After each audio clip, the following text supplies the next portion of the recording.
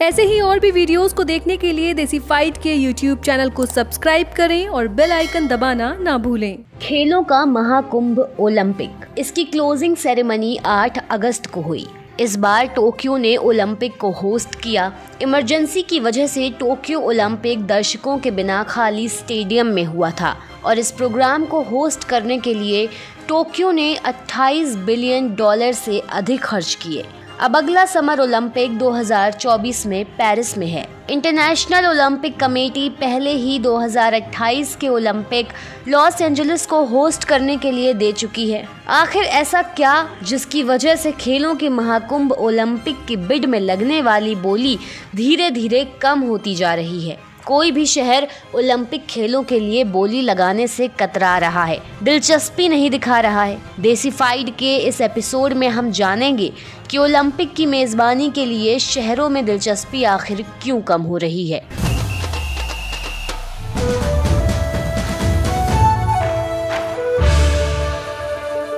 13 सितंबर 2017 को international Olympic committee ने चौंकाने वाला फैसला लिया। कमेटी ने किसी भी तरह के बिड लगाए बिना ही लॉस एंजल्स को 2028 के समर ओलंपिक खेलों के लिए चुन लिया।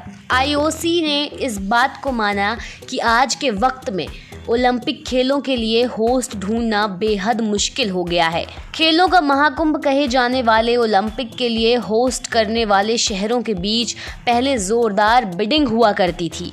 2004 के ओलंपिक की मेजबानी के लिए 11 में से कम शहरों ने इनिशियल एप्लीकेशन फॉर्म जमा किए। इसके बाद 2008 के लिए 10 और 2012 के लिए 9 दूसरे शहरों ने बोलियां लगाईं। लेकिन हाल के कुछ सालों में ये सब बदल गया। 2022 के विंटर ओलंपिक्स की होस्टिंग करने वाले 5 शहर बिडिंग की वोटिंग से पीछे हट गए। लोकल सपोर्ट की कमी होना इसकी एक वजह बताई गई। बीजिंग के शहरों को छोड़कर चीन और अलमाटी, कजाकिस्तान इस दौड़ में शामिल हैं। इसी तरह 2024 के समर ओलंपिक की होस्टिंग के लिए बोस्टन, बुडापेस्ट, हैम्बर्ग और रोम सहित कई संभावित शहरों ने दिलचस्पी दिखाई। लेकिन बिडिंग के आखिरी में पेरिस और लॉस एंजल्स को छोड़कर सब ने अपने एप्लीकेशन फॉर्म वापस ले लिए।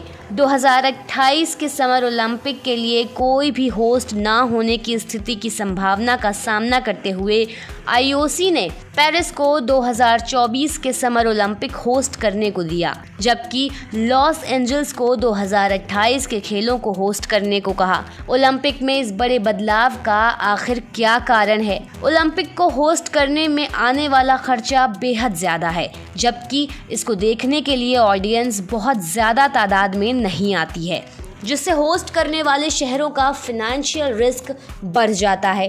हालांकि पहले IOC ने इस बात से मना किया था, लेकिन कोविड-19 की महामारी ने इस बात को दुनिया के सामने रख दिया कि ओलंपिक की होस्टिंग करना एक सफ़ेद हाथी पालने जैसा है। आज के समय में ओलंपिक करवाना बहुत ही महंगा हो गया है।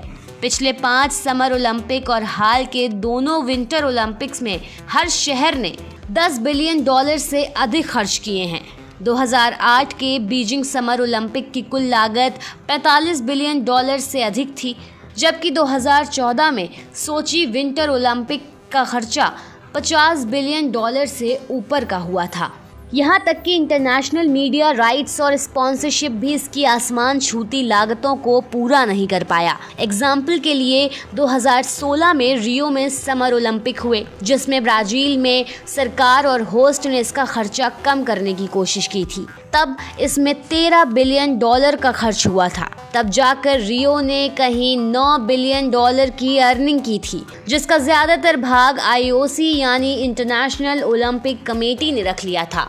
समर ओलंपिक की मेजबानी करना एक महंगा सौदा है, क्योंकि मेजबान शहर को 300 से ज्यादा इवेंट करने होते हैं, जिसमें 200 से अधिक देशों के लगभग 12,000 एथलीटों को होस्ट करना होता है। समर ओलंपिक को होस्ट करने के लिए शहर में 40 स्टेडियम, 16,000 एथलीटों, कोच और स्टाफ टीम के लिए एक ओलंपिक गांव के साथ साथ इंटरनेशनल मीडिया सेंटर भी बनाना पड़ता है। इसके साथ ही दूसरी फैसिलिटी जैसे पार्किंग, ट्रांसपोर्ट और भी जरूरी बन जाती है। ओलंपिक खेलों की होस्टिंग के लिए पैसा पानी की तरह बहाया जाता है। बीजिंग में इस खेल को होस्ट करने के लिए 1 मिलियन से अधिक लोकल लोगों को उनके घरों से दूर रहना पड़ा, या यूं कहें कि उन्हें अपने लोगों को एक तरफ धकेलना पड़ा। कुछ खेलों के लिए विशेष बुनियादी ढांचे की जरूरत होती है, जो विशेष रूप से ओलंपिक को ध्यान में रख कर बनाए जाते हैं, लेकिन खेलों के बाद इसका यूज लिमिटेड ही होता है। एग्जाम्पल के लिए रियो में बने स्टेडियम 2016 ओलंपिक खत्म हो जाने के बाद जैसे aquatic centre, Maracanã soccer stadium का यूज आज ना के बराबर है, जिससे टैक्स पेयर्स का लाखों का पैसा बर्बाद होता है। 90 के दशक में शहर ओलंपिक खेलों से अच्छे खासे पैसे कमाते थे, क्योंकि उन्हें टीवी राइट्स से अच्छी खासी कमाई हो जाती थी। लेकिन हाल ही में इंटरनेशनल ओलंपिक कमेटी कमाई का बड़ा हिस्सा अपने साथ ले जाती है। एग्जाम्पल के लिए 90 के दशक में 4% रेवेन्यू होता था। रियो 2016 में कमाई का 70% हिस्सा IOC अपने साथ ले जाती है। ओलंपिक खेलों के लिए लगाई जाने वाली बोली ने इसकी कॉस्टिंग को बढ़ाने का काम किया। एक शहर दूसरे शहर से आगे निकलने की होड़ में ये भी भूल जाता है कि इस खेल से होने वाली कमाई वो कर भी पाएगा या नहीं। उसके साथ ही उस शहर को पिछली बार से ज्यादा सुविधा इस बार देनी होती है, जिससे ये कंपटीशन और भी कड़ा हो जाता है और IOC को अधिक सुविधाएं देने के चक्कर में ये खेल और भी महंगा हो जाता है।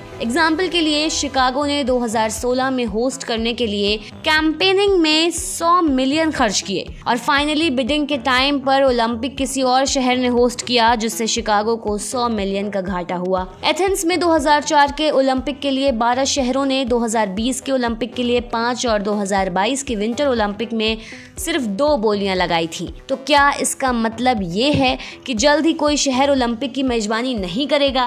प्रोफेसर एंड्रयू जिम्बालिस्ट ने ओलंपिक पर कई किताबें लिखी हैं और कई सुझाव दिए हैं।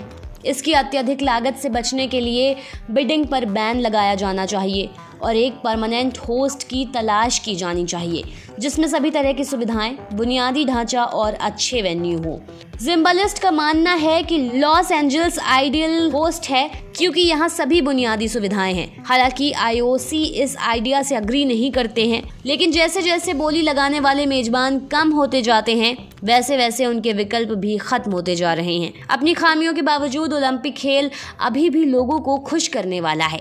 IOC ने 2020 खेलों के लिए मेजबान शहरों में वोटिंग की और टोक्यो के 70%, मैड्रिड के 76% और इस्तांबुल के 83% लोगों ने इसे सपोर्ट किया। शायद ओलंपिक खत्म नहीं हो रहा है, लेकिन ये निश्चित रूप से अंतर्राष्ट्रीय ओलंपिक समिति पर निर्भर है कि वो खेलों को रोक कर रखे, मैदान के अंदर और बाहर दोनों जगह।